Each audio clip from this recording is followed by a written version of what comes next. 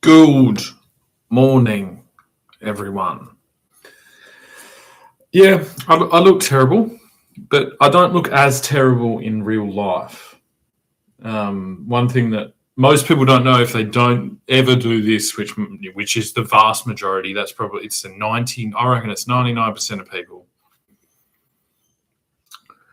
I mean, let alone have never actually videoed themselves talking to the thing and then put it on social media. Let alone done a live in hostile conditions, like doing this saying, "Oh, I made cupcakes, they're $2 each. Who wants a cupcake?"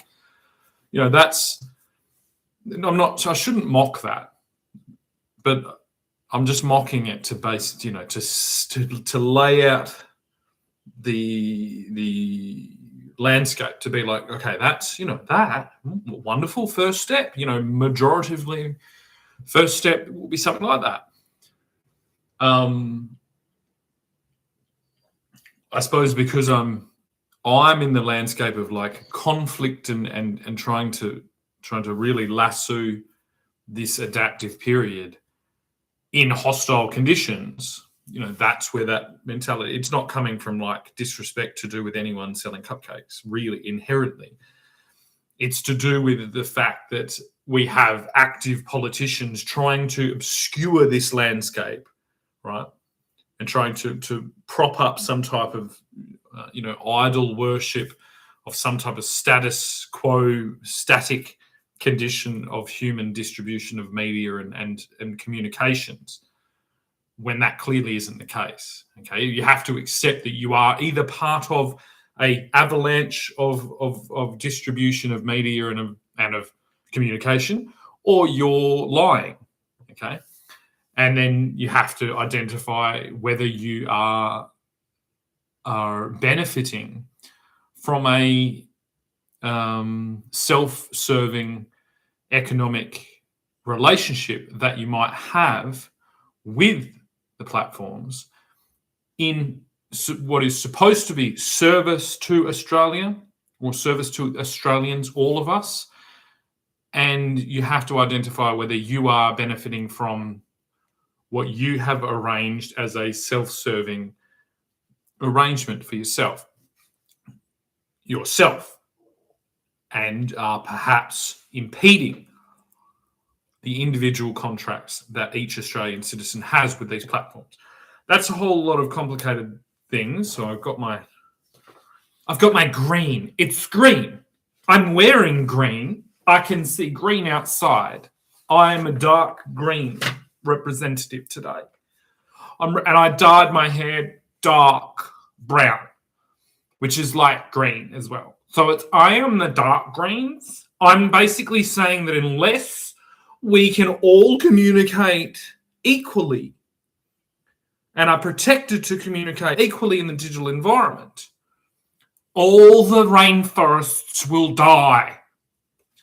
Okay? All of them, all the barrier reefs and rainforests are going to die if we can't communicate, because we will be sold water pistols filled with herbicides that we drink our giant sugar-filled Slurpees while we destroy the rainforest and the orangutans to fucking eat our palm oil-filled croissants.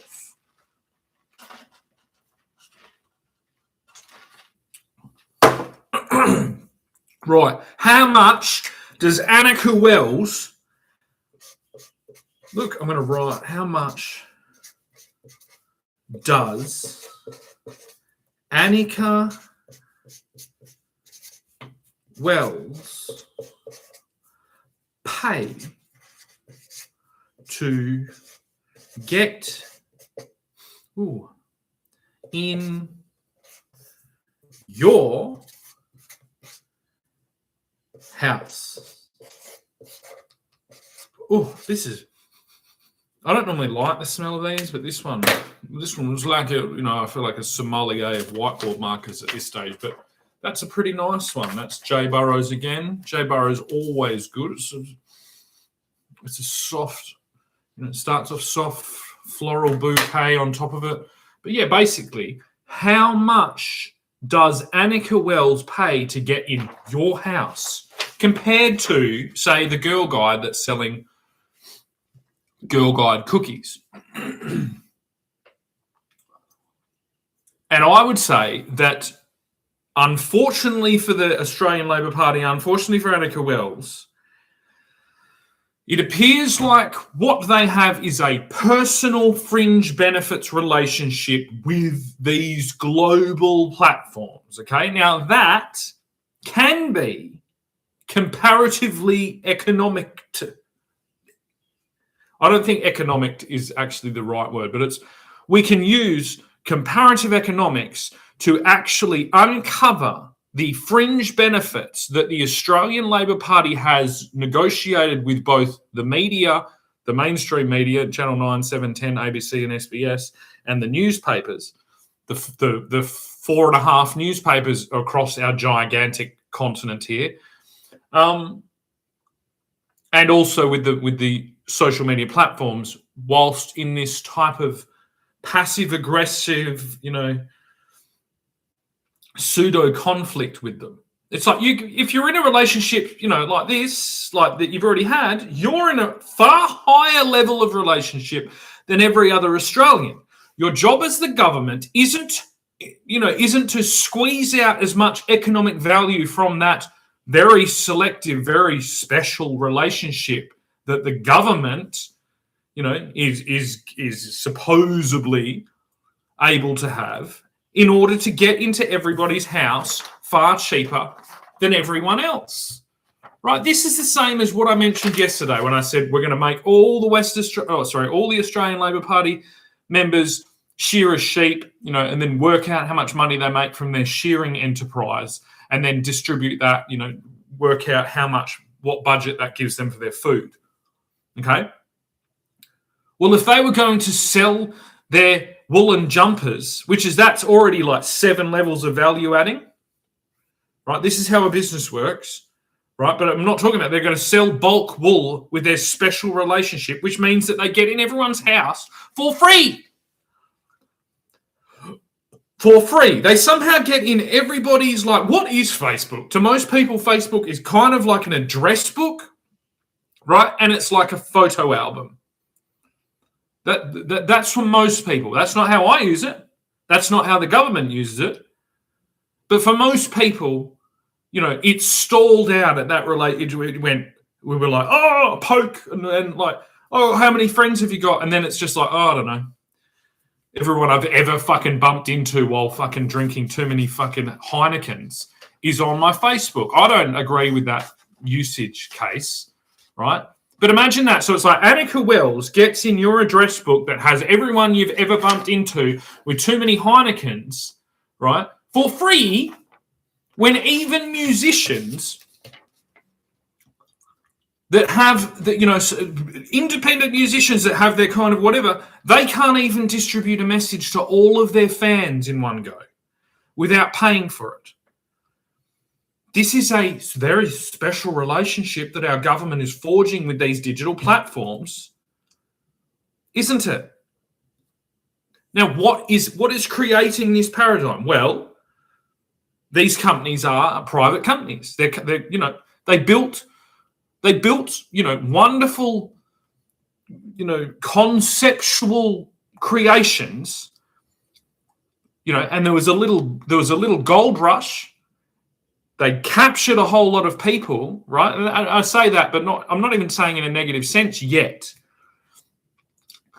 And then they're having this kind of conflict around the world, not just with our government, with every government, which is difficult, right? That's like 1,000 conversations they need to have with these unique identified regions around the world. And I think they've missed the boat entirely.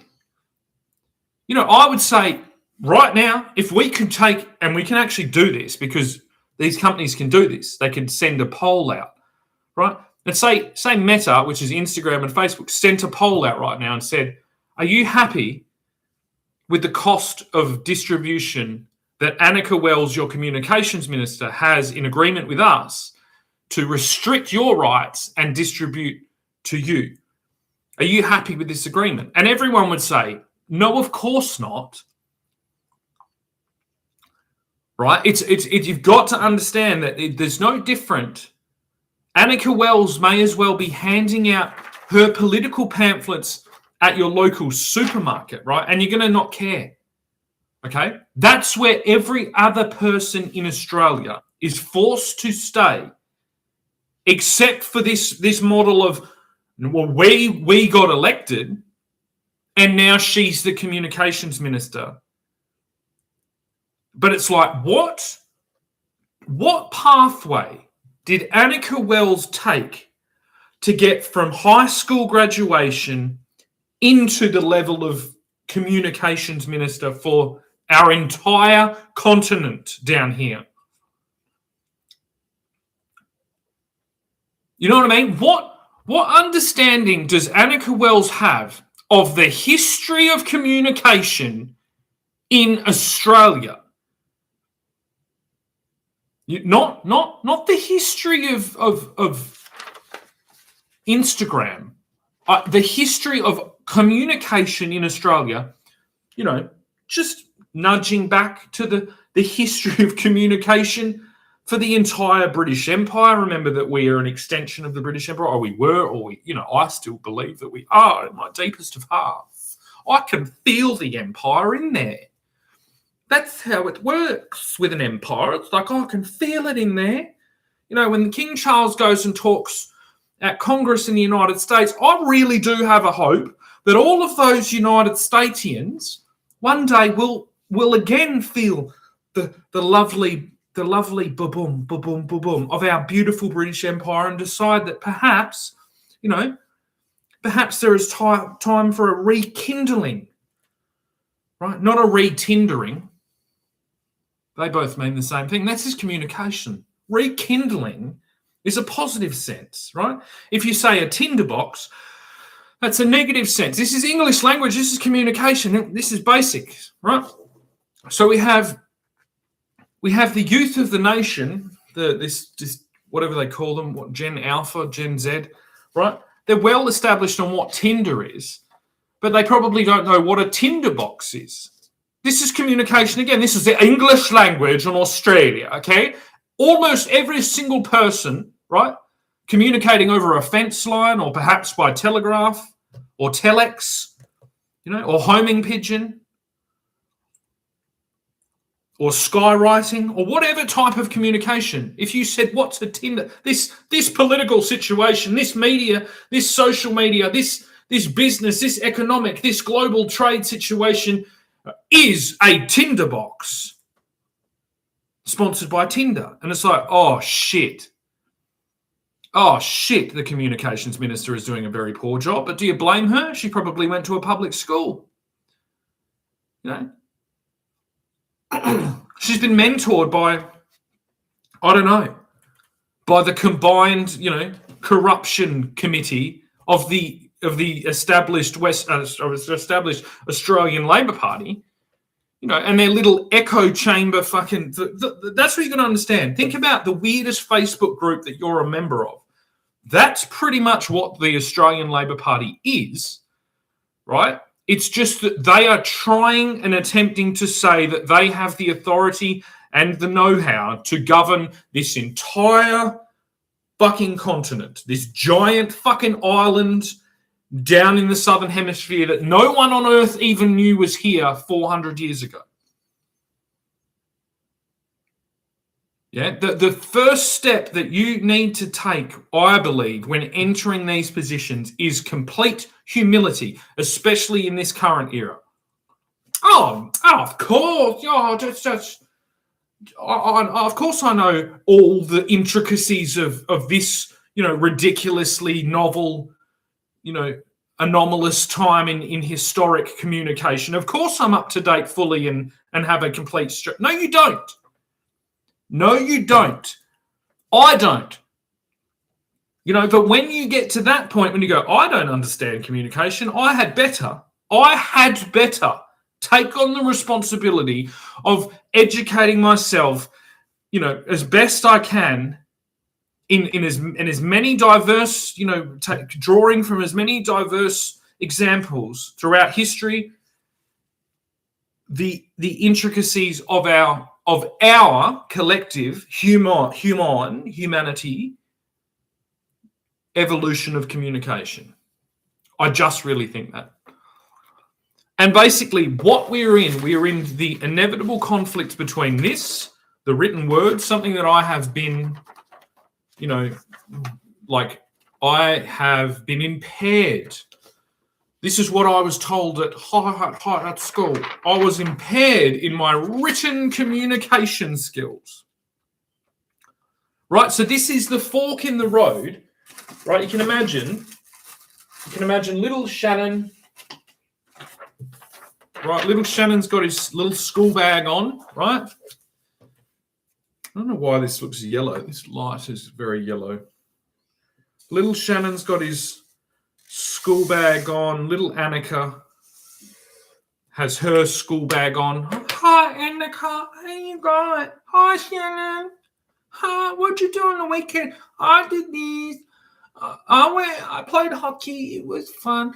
And then I went to the beach. What did you do, Annika? I went and played netball. And then, we were there, right, together. Not literally, but you can imagine little Shannon and little Annika, right? The school bag that's way too big. That is the absolute calling card of every Australian, student. Just a ridiculously sized backpack, What for?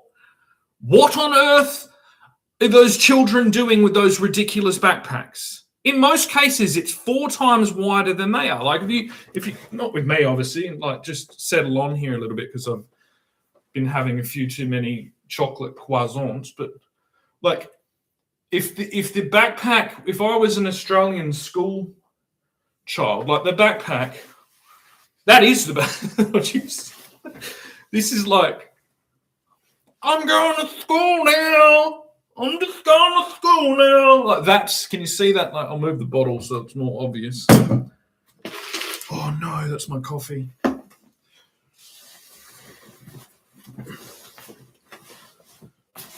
Isn't this just like play school? Look at that. This is giant. It's where are they going? Are they going to the fucking Himalayas? Are they having 7 years in Tibet? Or are they going to fucking listen to some failed fucking art student talk about coral for 6 hours? And that's literally where we are. It's if you're an Australian public school teacher, I know I've been hard on you, but it's have you in the last month done a presentation about coral and the under the sea ecosystem, and have you used The Little Mermaid as reference material? And it's put your hand up. And that's every one of you. And don't fucking lie, because if you haven't done it, you've thought about doing it. You know what I mean? You've got home and gone, this curriculum is crushing my soul. And then you put on the Little Mermaid soundtrack and imagine yourself as Maria from The Sound of Music, inspiring all of these children to communicate their fucking resistance against the fucking impending Nazi fucking Third Reich uprising in Austria. And then you pull the curtains down and start sewing them some wonderful play clothes. And I just think that this is, and God bless her, that's who Annika thinks she is. But I haven't seen her make one set of play clothes out of a curtain. So how dare she attempt to claim absolute authority, absolute, knowledge, absolute certainty on our current communication paradigm in Australia. But yeah, sorry, I got carried away with the prop there, the large school bag. But basically, this is where, right, Annika and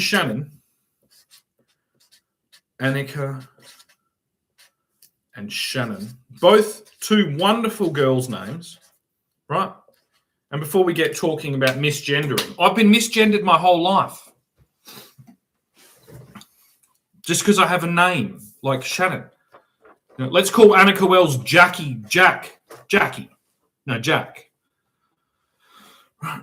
See how she likes it. But basically, yeah, okay, we're walking to school, right? Sorry. We're walking to school, right? And then there's a transition period here where I basically see what it would be claimed. I was impaired, all the teachers, he just can't apply himself. He can't apply himself. And that to me is like, especially in this current communication paradigm, is like saying, like we've got, let's take Bathurst, right? Oh, we've got this new driver. He really tried really hard, but the fact that he's on a fucking push cart or on an e-scooter, he just couldn't keep up with the fucking thing. It's like that's what writing is. The minute that you can have the spoken word transcribed and put into text, and then for the cost of $0, project that into an artificial intelligence supercomputer that will analyze every single word and develop something and brush out all of the poor decision making like that, all the stumbling, bumbling, malfunctions in your speech, and cobble together something that's relevant, that can stand toe to toe with the best of writing, of writing. Where are we? In the history of communication, we've been talking for a whole lot longer than we've been writing. There of course is going to be an inevitable day where that circle loops back on itself. Now, my claim is that this is where we are. Obviously, this is where we are. I actually think we've been here for a long time. But the way that this has been held off is that writing, the written word, is basically the machine gun. It's the AK-47 of totalitarian control systems and of avoidance. That is what, in the current era, writing is majoritively used for. Writing is avoidance. Writing is pushing into it's expanding. It's like saying no. Let's complicate all of this a little bit more. Let's get down and let's fill this space up, right? Now that makes sense because we didn't have 24/7, 7,000 Netflix shows and video games and hobbies and sports and all this stuff that we have, right? So all of our amazingly, ridiculously powerful brain power went into the minutiae, went into the hyper-fixated, some would call it autistic level, detail-oriented expansion of conceptual, paradigms, and we filled it with the written word down every laneway, every single avenue of human, disagreement or thought or governance or anything was filled with this bullshit of words. Now, most of it wasn't bullshit. As I said, it's just expanding the conceptual landscape, right? Especially considering if we came from cold climates, which most, I would argue still, most Australians, right? Our ancestry is from cold climates where we would spend a huge portion of the year holed up in some type of warm little cozy abode, right? With nothing but our minds and perhaps, a quill to occupy us or a book, right? It's pretty clear that the communication paradigm of then is what has created this communication paradigm conflict of now, where Annika Wells has been basically walked on a pathway paved with gold, because when she presented something to the teacher, it was really, really presentable. All the spelling was right. It had all little, the girls, when they used to this is how I used to know the difference between what a boy would present and what a girl would present. is when they would colour things in, and this I actually learnt this trick a little bit too late, I think, but girls would draw an outline around it, right? And then they would shade it in, and it gave it this like three-dimensional pop look, and they just were a little bit more careful with all of the details of their illumination, which I think that's what it's called when it was monks that did it, which used to only be men, right? So this used to be a highly developed skill in monks, right? They would illuminate the Bible. They would get a Bible, right? They would write it all by hand, and then they would illuminate the details on one particular page or one particular letter to make it really jump out at you. That's the only skill, right? The skill of illumination of fixed Roman Catholic Bibles. That is the only single thing that has been elevated through our public education system.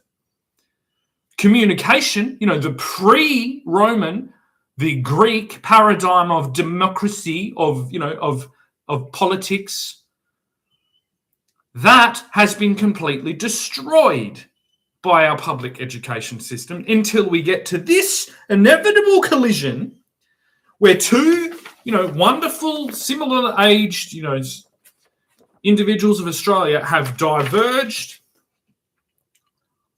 because of a clear, let's say, Greek leaning, and let's say Roman leaning, right? So the Romans heavily leaning on the written word, which was Latin, this is how they and there's nothing wrong with that, okay? That did wonderful things. It just also did terrible things, right? But we have to accept that both of these are dependent on the governance of the overall system. If the system is inviting towards open discourse, open dialogue to do with this democracy, right, then it will push in this current paradigm, it's blowing my mind, the potential of this, because basically if it is assumed that we have been, for the last 100 years of Australian history, forced, remember under Kane, there's still a lot of people around Australia, a lot of citizens, students that were subjected to the Kane if they did not, present very high level written illumination of their work. If all their dots, if dotted their I's and crossed their T's and proper punctuation, all of these things, all of that, right? Do not forget that punctuation is a tool to language. It is a tool to speech, right? It's a tool to communication in the written word. But why would I bog myself down in a prehistoric monastic existence, right, in order to address this radically shifting paradigm, this digital communication paradigm that is fucking like a Lamborghini next to me at the traffic lights? What I'm doing here, I'm using poetic descriptive language in order to actually draw the picture that we are currently in. So our Australian government is filled with people that when a Lamborghini rocks up next to them, and the race, it's our country that depends on this race, like Fast and the Furious and Vin Diesel, right? Their answer will be, excuse me, I'm just going to lock myself in my monastery and illuminate the Bible for 5 years, and then I'll bring it back. And it's like, what is that Lamborghini going to do while our governmental, administrators do that? What you could ask, what did the Vikings do when they got to a monastery? You know what I mean? It's the same thing over again, except you have your very own Greek Viking fucking archetype here that has decided to say, bugger all these monks, bugger all these governmental monasteries, right? The Australian Labor Party monastery. Bugger that. I'm going to learn how to fucking beat that Lamborghini.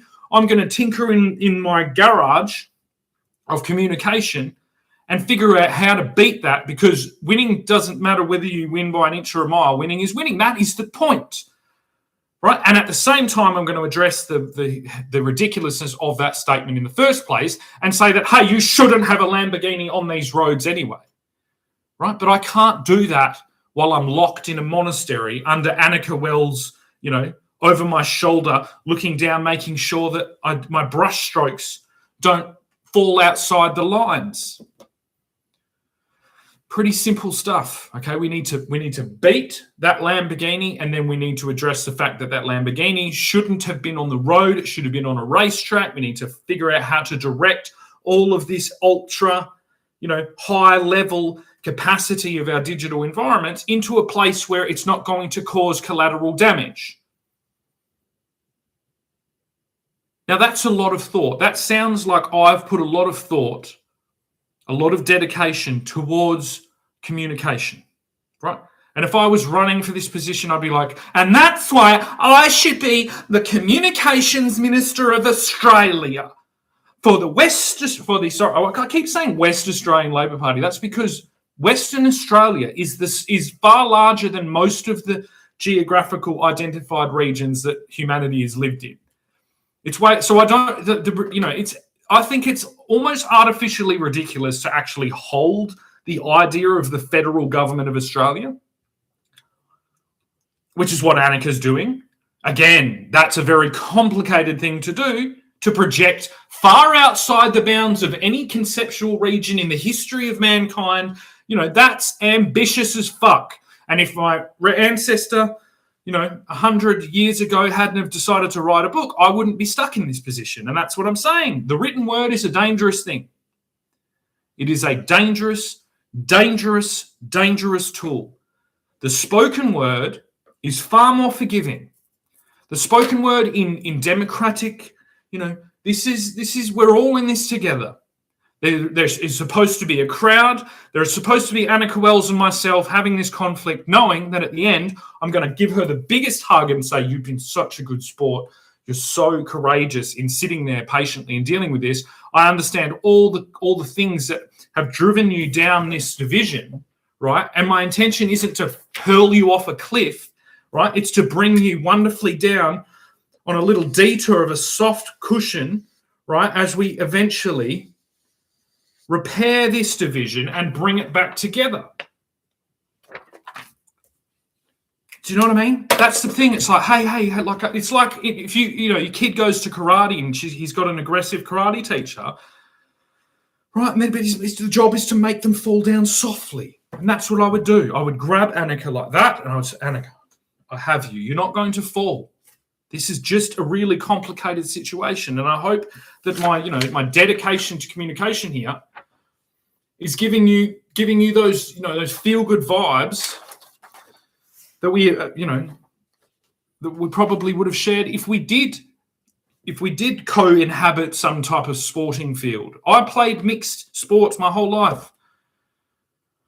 Not my whole life, but my whole, young person life, my whole teenage life, when I was in the period where our young people of this country are being subjected to these platforms, which, and she's right, there is some tomfoolery on there, but I believe that we will collectively dig our way out of that shit mess as a team, as Team Australia, you know what I mean? As we all unite to individually push back against these control mechanisms. But in the first step we need to do is to recognise that our government system in its current iteration is a ridiculously over-bloated control system, right? And it's in a place that it can't belong. See, if you think the Vatican City, God bless them, right, is a controlled system. It's a city on its own that lives inside Italy. It's right there, right? That can have that. That's the monastery.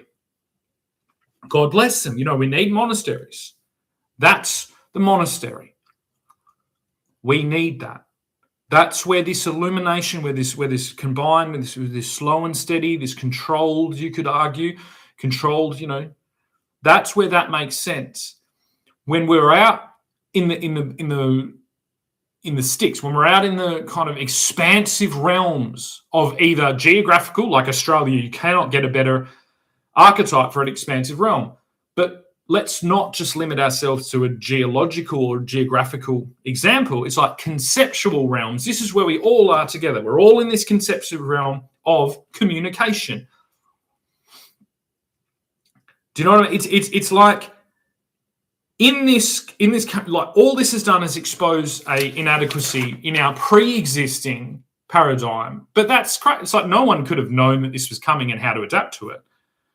You know, I have an advantage because I was ostracized. You know, that gave me the thing to figure it out. It's just a part of our system. It doesn't mean that Annika's an evil person. It doesn't mean that really that the Australian Labor Party is evil or nefarious. It's like it's just a simple manifestation of a new system, you know, disrupting the old system and uncovering things. And the cure to that, or the way to approach that, is to expand your timeline, right? To encompass a far larger slice of humanity, of human history, in order to try and figure out what's going on in this moment now. You know, it's like I watched a thing the other day that was about a movie, a wonderful movie with Ben Affleck and Matt Damon in it called Dogma. You should watch it. And apparently this movie was bought by Harvey Weinstein, that dirty bugger, and held away from society. He bought it and shelved it. And so it didn't get digital distribution. You know, it was like, yeah, for whatever reason. And then it was only because he had to sell it to pay his legal costs, you know, to cover the whatever, that it ended up being released out. But anyway, what was I getting to? This movie, you know, lays out this kind of conflicting. It basically, it's a lot like Monty Python, like The Life of Brian. Like it pushes into an uncomfortable level of religious exposure. Like, you know, we currently have this going on again, but we have it in the digital paradigm, right? So this is no different. This digital paradigm is the same, but we have a more dispersed, more random, more grassroots level of this. So we had Dogma, a movie with, you know, 10 top level Hollywood stars, you know, top director and all these things produced. And then this, and that is the exact example now, except now we have, oh God, millions of, you know, unpaid, really, volunteer social media influencers doing the same thing. And they're being able to be collectively gathered up and shelved, right? So Annika Wells, you're trying to do what Harvey Weinstein did to Dogma, but you're doing it with a bunch of Australians, and that's different. That is what a concentration camp is, right? This is why these accusations will continue to land on your desk every morning, is because that is a different paradigm.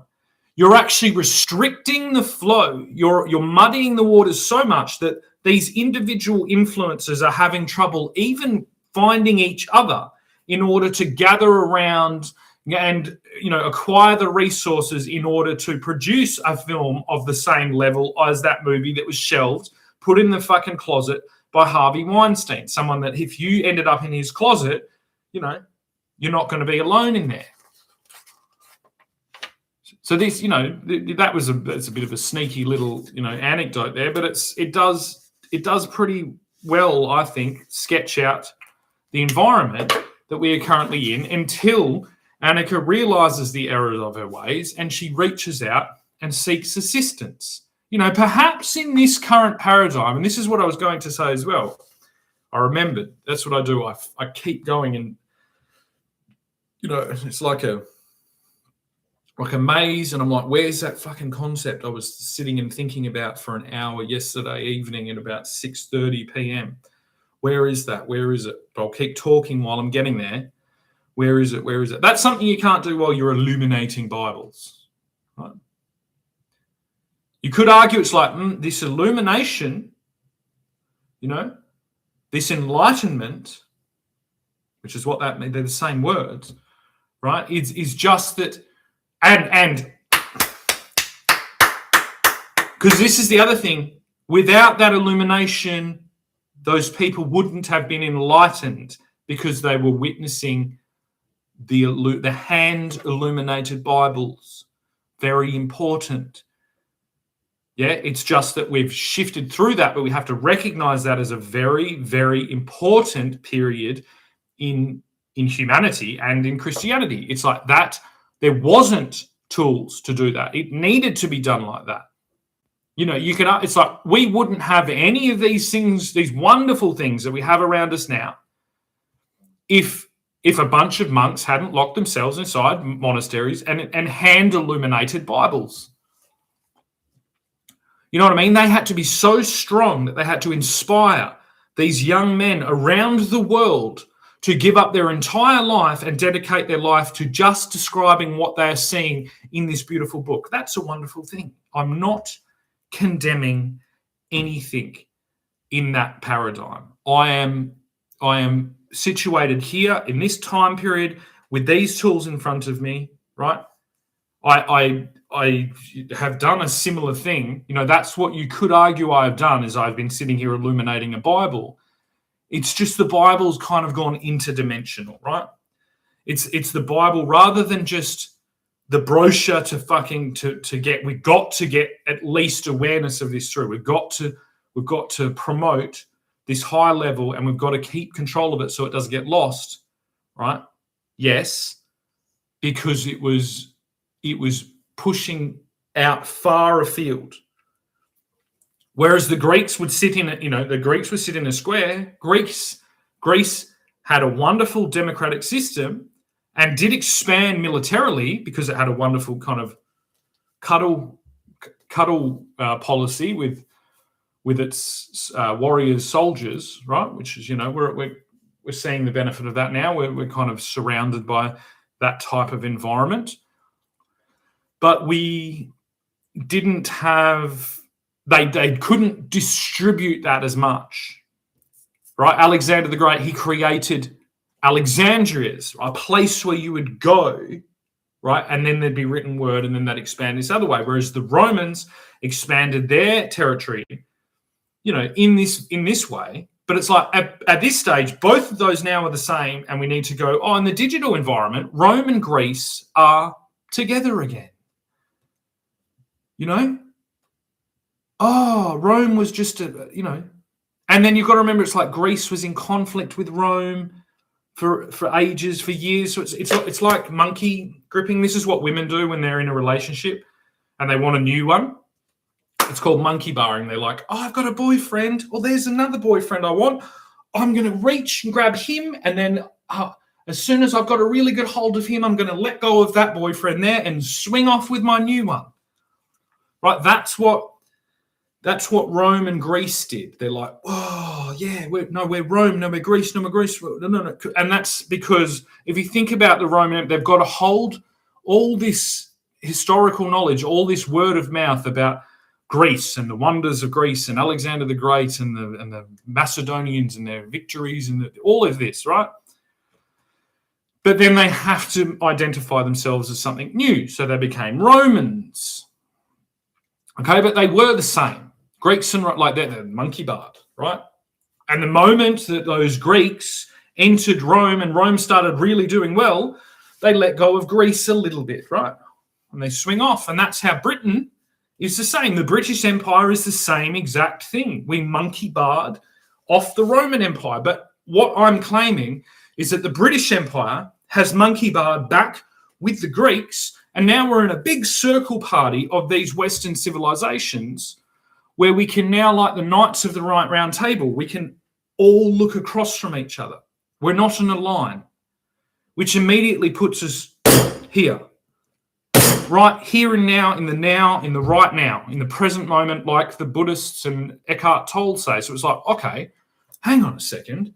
I can look at Rome across the fucking Knights of the Round Table, which was, that's a big part, like the Knights of the Round Table, they were Catholics, right? But perhaps they had lost track of some of the Greek stuff. That's why they had so much big clothes on and armor. They had to protect themselves from the other men so that they could stay illuminating their soul through the Roman example. But they don't realize that those early Romans were getting down and jiggy with those Greeks.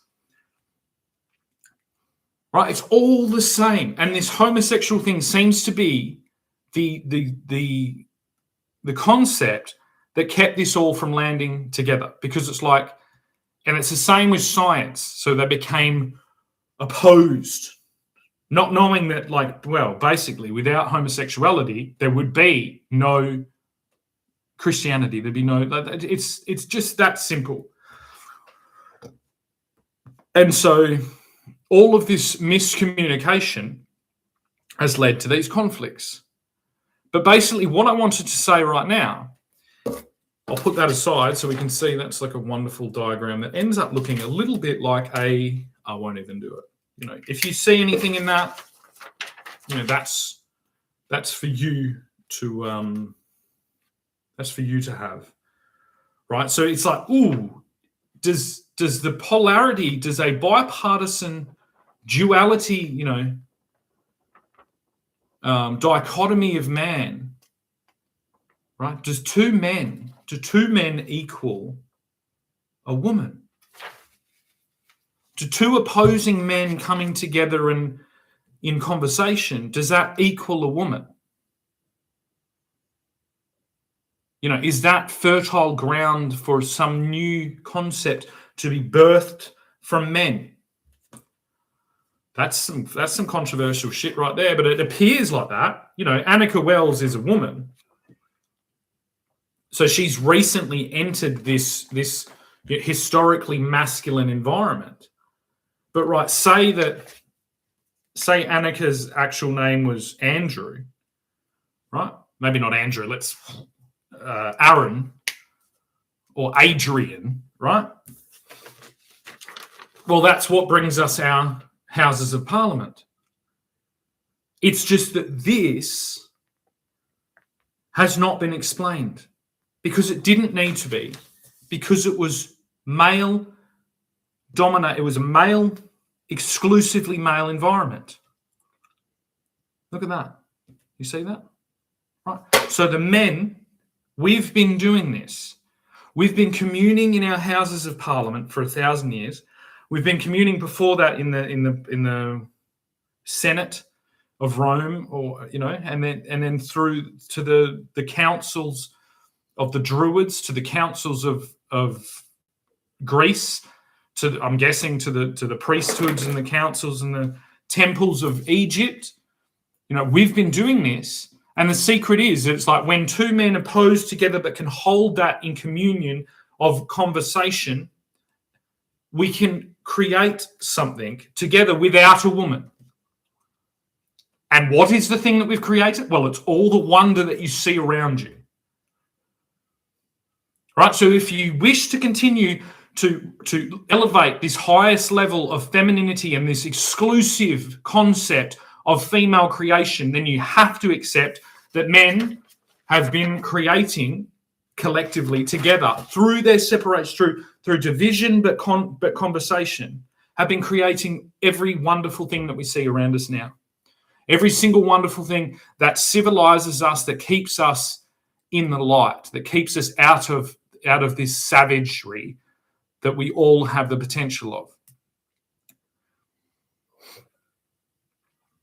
It's important. It's important to know. It's important to know that in the moment that women are intervening there, see, and this is why it actually creates a conflict. Whether those men are single or married, it doesn't matter, because this relationship between the men here having this creationary experience, this conflict but conversation, seductive experience together, because there is nothing more seductive in that. This is what there's a term with the Greeks where they say to lay in bed in expansion of whatever, of intellect and things like that is a wonderful thing, but to lay with a man in lust is terrible and will create. That's what this is talking about, right? It's the hidden concept that men, and it's not even, it's like, this is the thing, if you go to the Catholics and you say, hey, this is, that's what you're doing. Because if we understand that women in the world, they will explain the highest level of their relationship is the emotional, right? It's the emotional connection. It's that togetherness. It's that being together, right? That's their highest level. So that's what men are doing. That's what, when you get the cardinals lined up, deciding who the smoke is for the Pope, that's what they're doing. When you get the priests doing the same, when you get the politicians doing the same, when you get the manosphere influencers, podcasters doing the same, that's what they're doing. Joe Rogan sat around in communion, man on man, with 1,000 men at this stage. He's the Bonnie Blue of the manosphere. In the terms of womanhood, which is why Bonnie Blue is so offensive to women, because she's not having the emotional connection. She's just having the physical, which blows up their whole paradigm. Right? So men have been having homosexual, homoerotic, conversational, creationary experiences for thousands and thousands of years. And there's a vast majority of men listen to this every single day. But that would be declared, if that was a woman and a man, as romantic. This is what the conflict happens when Annika Wells is opposed opposite me in this conversation, in this debate on communication right now. There is a rift in the communication. There is a schism in the communication. Why? Because if she's married or I'm married or there's conflict there, there's an immediate association by the female that in conversation, in this creationary experience of debate, but harmony, creation, right? You could argue that again, that when men and women have sex, it's a fight, right? It's a fight that we've been doing for a long time. So it's got this new element to it, but it's a creationary battle between man and woman where the end result is creation. That's a lot harder in our political sphere. That's very new. Not unisex. What's the word? Co-ed parliament. This is a lot more difficult. This is a lot more novel and new. It's like there's no doubt. It's like, I don't know whether Annika's married. It's like, If we were fleshing this out in a quiet office in Parliament together, and we start hitting this and we start fucking going together and figuring this out, and we're going to unite Australia in a new communication paradigm, right? Maybe not with this hair, but maybe if I had my suit on and I was looking all dapper, there's a chance that she's going to have her legs wrapped around me and we're going to nick off in the back of the Sandman up the eastern states coast for a long weekend. You know what I mean? That's the problem. It's just that traditionally, especially with the upbringing, if I'm doing that with a man, it's less likely, except now recently it's all on the table because I've been exposed to the physical side via pornography that got banned. So it's like, that was my gateway through to identifying all of these things, because that's how it exists. And then basically it's like that is a far larger situation. So it's like if the entire global conflicts of the world right now are being perpetuated and elongated because basically we're having a enlightened and illuminated female delegate unable to have this cumulative democratic, parliamentary, politicking, creationary experience without bringing her own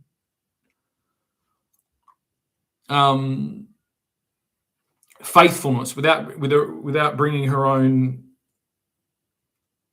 adultery paradigm into it, without opening up that. And this, I guess people have said this. Men have said that. They said this when women were entering the workplace, and this is a workplace. But I think they said it in a far more simplistic term. Women can't work with anyone without falling in love with them and doing this. And that's not the full story.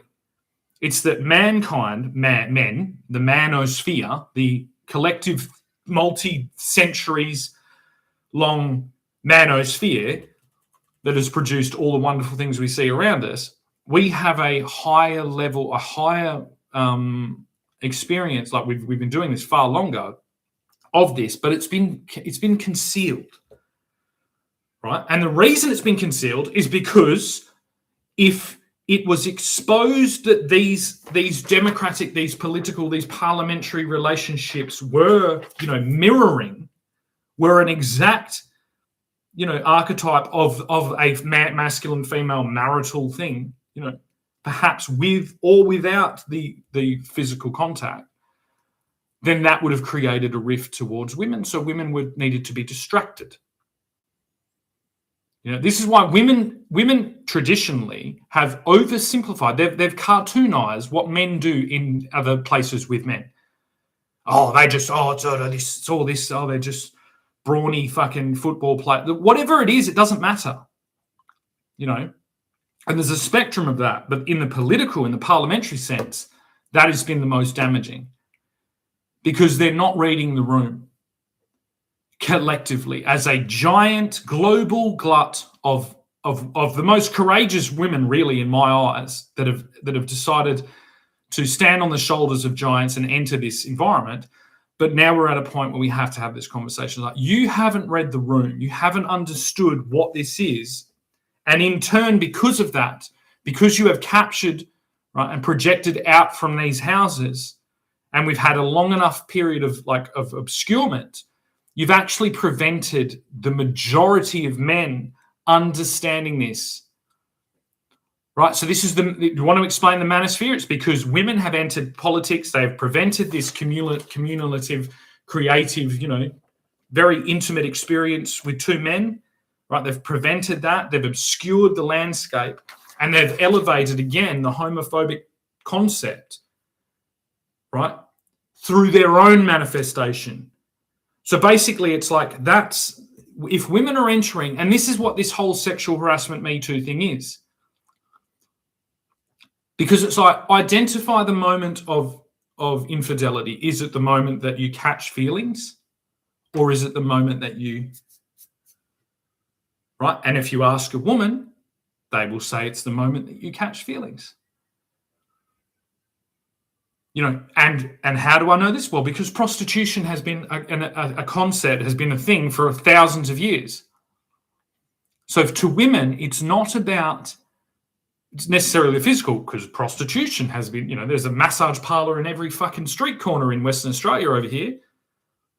Massage parlor, right? It's the spiritual, it's the, the relationship that is the conflict.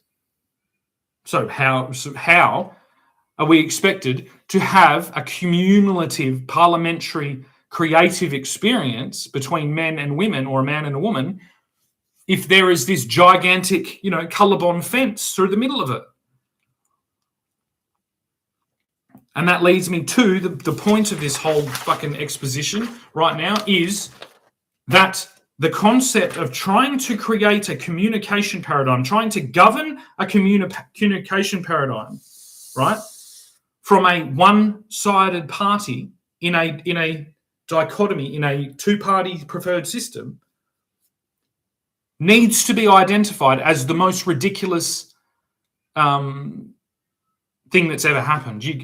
How are we supposed to do, when the majority of the communication coming from the Labor Party is against the Liberal Party, and when a majority of the Liberal Party's communication is against the Labor Party, and then you throw the other ones in there and they're all aggressively communicating and have a long history of broadcasting conflict, broadcasting, competitiveness, broadcasting attack, broadcasting toxic, toxic material, toxic propaganda, toxic, concepts, toxic accusations, toxic everything. How are we ever supposed to have a communication paradigm that is based on that? Because this is what it will look like.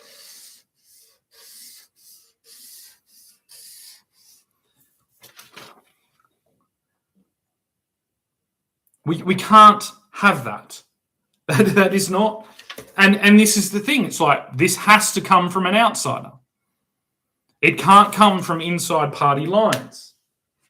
And this is why it's like, I highly am more leaning towards the Liberal Party in Australia, but my work experience and my actual position would kind of position me as a Labor representative.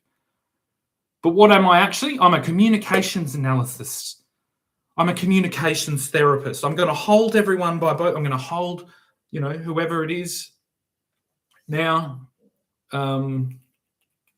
Angus, I'm going to hold Angus. Angus, I'm going to hold your hand here. And Anthony, I'm going to hold your hand here. And I'm gonna hold, and Annika, you can stand opposite me, and I'll look in your eyes, Annika, and I'll be like, Annika, we're gonna hold them together right now, okay? We're gonna bring them together into an embrace, like this. Kumbaya, my love, kumbaya. But seriously, you cannot hope to project into this radically experimental, radically new, radically novel communications in ecosystem and landscape with a bias towards a particular political leaning. You can't.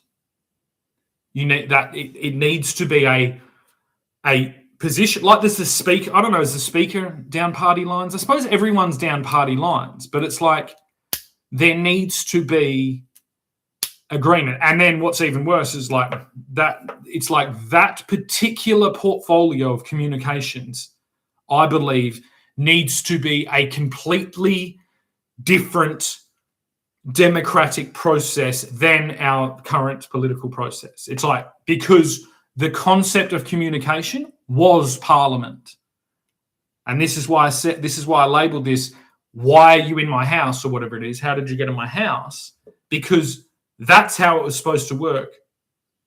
We're supposed to go into that house and communicate if we feel, disaffected by these things. They're not supposed to come into our house. The king, when the king enters Parliament, there's a whole process where they knock on the fucking door with this thing and they lock him out and they say, "Oh, get the fuck out." That's what every single Australian citizen has the right to do, is carry a fucking black rod and say, "Get the fuck out of my house, Annika Wells. Get the fuck out of my house, Anthony Albanese. You have not been invited here. You are not welcome in my house."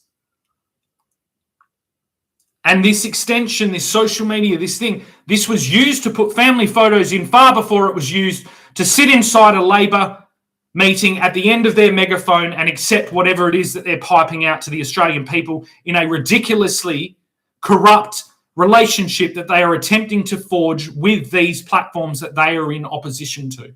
Well, my claim would be that is not opposition, that it is like this, that it is exactly what both of those individuals, both of those parties want out of the situation. And that our social media profiles are an extension of our household, and that these individuals were not invited in. And that they have used, in the first instance of this being a possibility, they have attempted this, and that is exposure. That's it. That's the end of the line. That's it. That's why you're getting that taken off you now. This communications portfolio is to be uniquely separated, because the communications paradigm that they are sitting upon is actually a digital expression of Parliament. It isn't Parliament. Parliament is not up to this environmental, stress right now. It is not adapting. It has not adapted. It has not applied the appropriate, investigation into adaptive policies in order to bridge the pre-existing model with the current tools. So that communications portfolio is to be taken off, Annika. Thank you very much, Annika. I will take that on behalf of the King, on behalf of the Governor-General. I will hold it, and we will apply a democratic process, incorporating, referendum-level interaction with the Australian citizens in order to create a communications paradigm specifically with our government, with our democratic process, that reflects the current era, that incorporates all the thousands of years of Western civilization and creates something that we can all comfortably rely on, that will prevent this invasion of these bureaucrats into our houses, into our sacred residential residences. You know, we will invert this system that has been inverted. And the first attempt that you had these options in front of you, you used them for the most ridiculous of concepts. You mass distributed yourselves into people's houses. And that is a reversal of democracy. That is the opposite of democracy. So we will capture, as the Australian citizenry, and in my mind, the British citizenry, back through our wonderful history. So perhaps this can flow through to the United States right now. Flow through the United Kingdom, flow through Ireland, flow through Wales, flow through New Zealand, through Canada, through all of the, previously held British Empire. And if it's like, what does the empire do? It's the last point of defense against radical, self-serving, local geographical totalitarianism. Because who else is going to come there? And you can sit there and say, well, is the king, does that mean he's the king of the fucking world? It's like, no, it doesn't mean that. It doesn't mean he's the king of the world. It means that you are living under the umbrella of a spiritual alignment, right? An unexplainable concept of empire, held with the finest connection to Christianity, completely inviting of all other religious concepts, because it's like we're trying to get to the base of this. If we're talking about Abrahamic religions, well, I'm talking about Greece and Rome. It's like these are older. These are far older. Right? It's not restrictive to organized religion. It's in communion with organized religion. It's in communion with these past empires. It's a voice through the ages to clarify exactly the decisions that we should be making in our current paradigm. And this is it. Right? And without a concept such as empire, without those expansionary colonizing activities around the world, you would fall outside that umbrella. And you would be subject to the politicians entering your house, entering your algorithm, entering every single moment, entering your education, your birth, and really, when we look at it, that's what they actually have been doing. So this conversation, this accessible conversation now about colonization, about the disillusion, about the dissolution of the British Empire, well, it's up to you.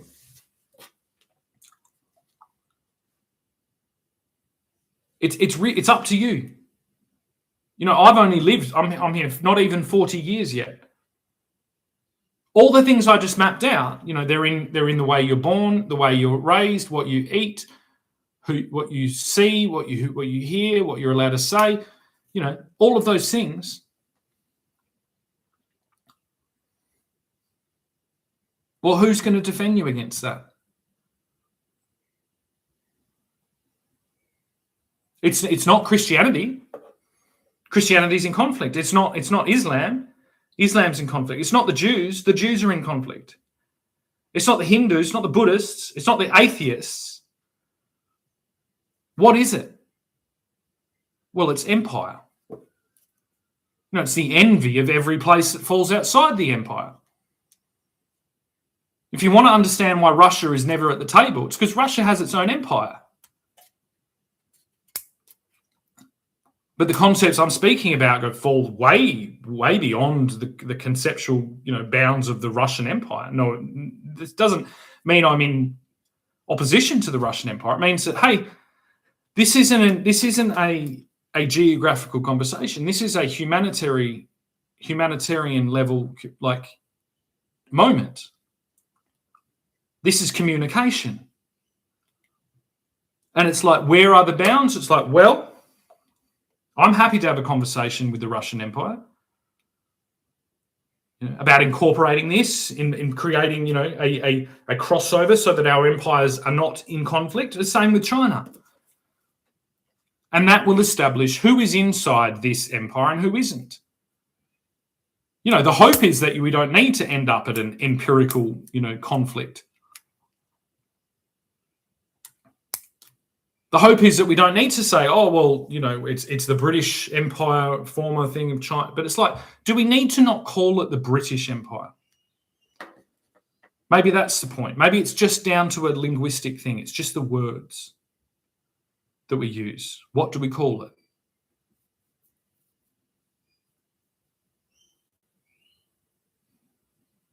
Do we call it Atlantis? That pretty much brings us all the way back to Plato in Egypt. I can't remember the guy who told Plato because my memory isn't that good. Well, that's a big jump. One of the biggest things that's argued about Plato, what's his name? Oh, I can't remember. Anyway, is that, was Atlantis real, or was Atlantis an educational tool that Plato was using in order to bring awareness of a concept? At this stage, I'd go, well, it doesn't matter, doesn't it? That's like, which came first, the chicken or the egg? The reason I use Atlantis is probably the same reason that Plato uses Atlantis, because it's a story about an empire that got out of hand and lost control of its technology and sunk under the ocean. What's the ocean? The ocean could be the ocean of confusion under the sea. Like I said, how many Australian school teachers out there have used the Little Mermaid as an expression to talk about coral reefs? And it's like, well, Atlantis fills a similar position. It's not a white supremacy. It's not anything. It's a concept. It's like, okay, well, if we're going to be in a moment of collective communication paradigm shift right now, what are we going to call that? You're going to repel if I decide to call it the British Empire. I am here on behalf of the British Empire. And then what do we have? Well, we have a paradigm of 7 kingdoms, don't we, in Atlantis? 7, in the Disney, it's like 7 tridents.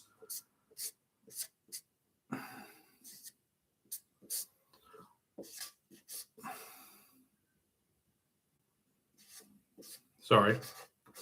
Right, 7 tridents. The trident happens to be also the Norse symbol for receiving from above. This is why counterintuitively the peace symbol, when it's displayed like this, is actually means death. But actually, and there's another one. Right, and it's basically because it's like, why? Because it's 2 legs in the ground and the dick in the ground. That's why. And then it's your head and your hands up. You receive up, and then you piss into the ground and you stand on the ground. That's where all these symbols are. That's what the trident is. It's not a devil's pitchfork. It's literally this. It's like, I'm receiving knowledge from the above, right? Or from whatever, from the collective, from wherever it is. Above is just the easy way to get it. So if we go Atlantis, okay, well, I'm representing the British Empire on behalf of my king. It doesn't have to be your king. It's up to you. He's my king. King Charles III. God love him. Look at him go. Look at him go. You know what I mean? And it's like, well, there's 6 others if anyone would like to get involved. And what's the core concept of Atlantis? Well, it's to discuss these things using the spoken word, in this safe, wonderful, harmonious environment where we can discuss the intricacies of our communication, right? So that we don't end up in these locally distributed, kerfuffles. So that we can progress through and repair perhaps the damage that has been caused by this experimental co-ed parliamentary process. It's like, well, if we can bridge it, then it's fine. I don't know. I don't know whether if Annika and I are fleshing this out across the table from each other, whether sparks are going to fly and the sexual tension is going to build up to a moment. And it's like, and then think about that. You've got to worry about that being splashed all over the news. You know what I mean? If there's marital things involved in that, you've got to worry, all that gossipy bullshit, right? That's what was held free from the masculine. And I'd say that that's actually a big part of what the homophobia was actually about. That takes away from everything. If you go, hang on, if we elevate homosexual marriage to the same as that, then we are actually creating a shift that makes more conflict, because we haven't even adapted to allowing women into our political content yet, because of that love is love, that marital situation. That's what is not enabling our parliamentary processes, our democratic processes to appropriately align themselves. Because politics, as we know it, for the majority of Western civilization, has been a communicative, creative experience between boys. It's the original gay bar, right? That's a very difficult thing to say. My guess is it's just like it's part of the mystique, right? And also it included a bunch of married people participating in that.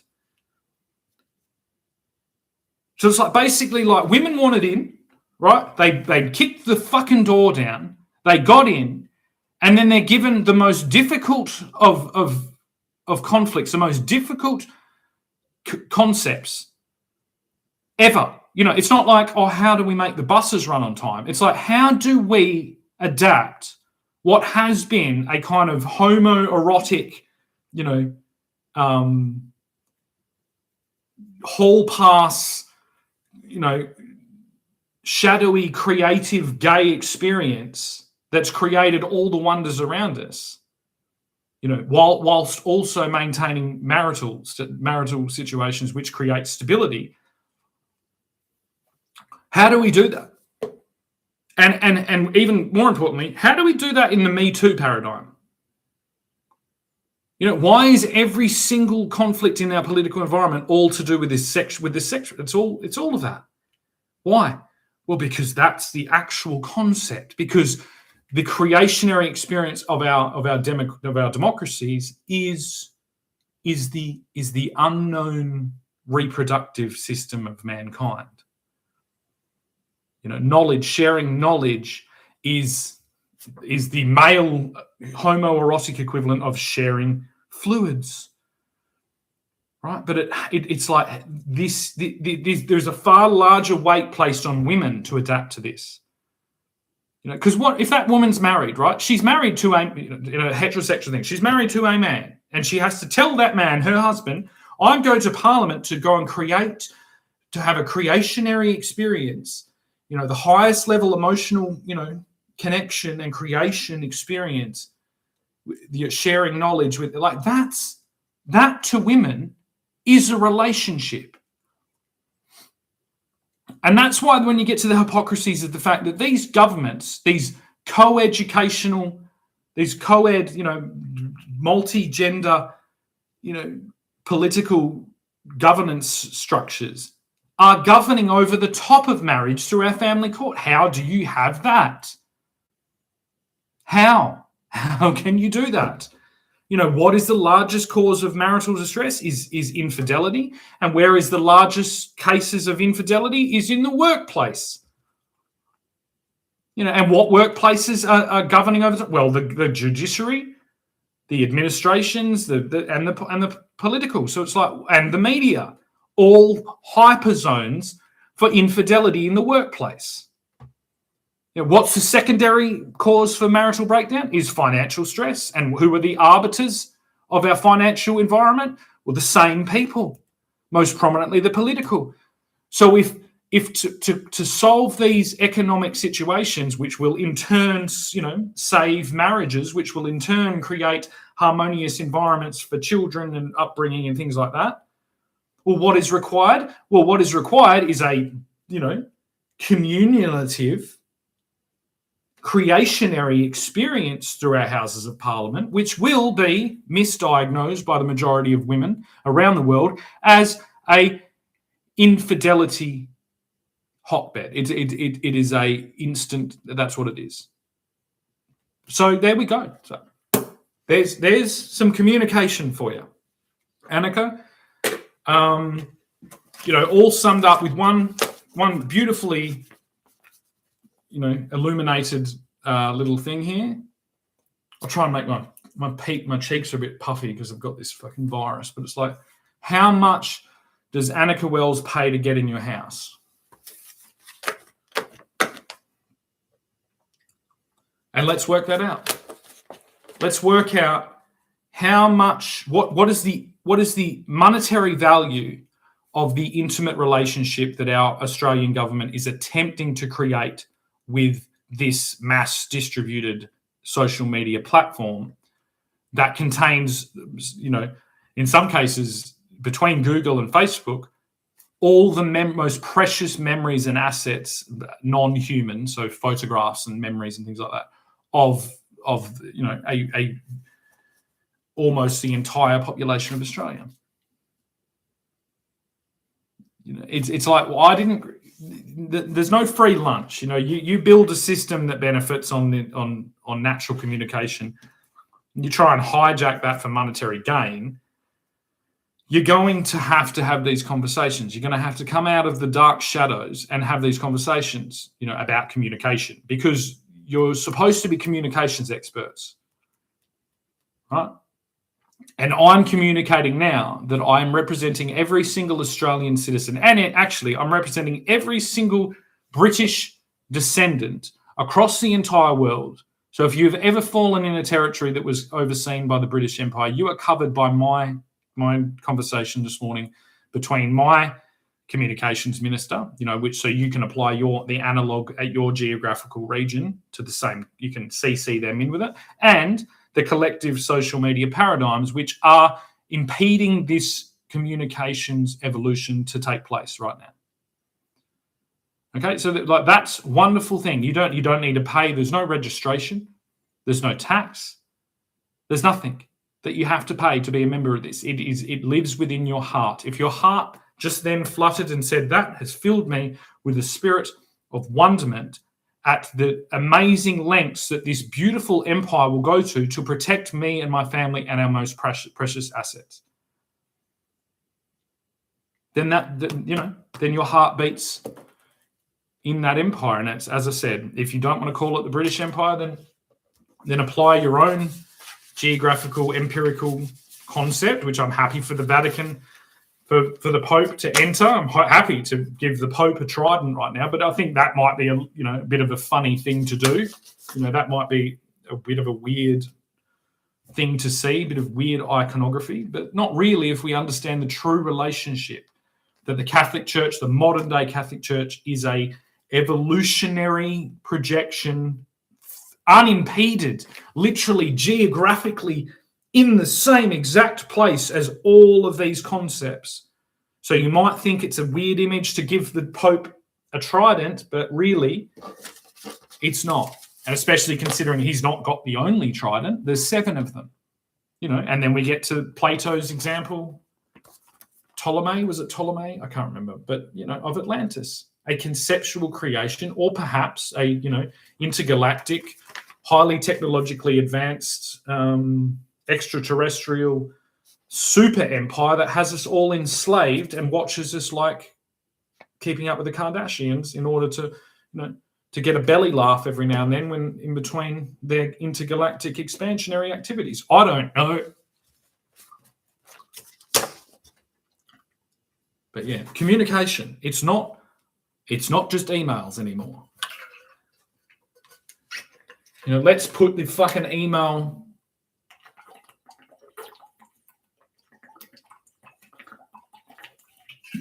Let's put the email age to bed. Yeah. And you might say, Shannon, is that your solution to everything? Is just put it to bed? And I'm like, yeah. Yes, that's my solution for everything. That's what every father's job is to do.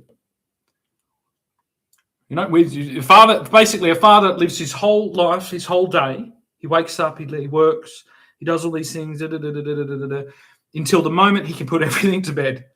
His wife, his children, his dog, even the TV. And then he's alone with his thoughts, and he can go, oh, thank God I've put everything to bed. And so hopefully by the end of this, I've well and truly put Annika Wells to bed.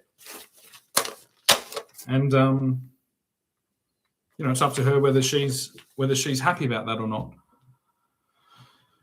Okay. Thank you for listening.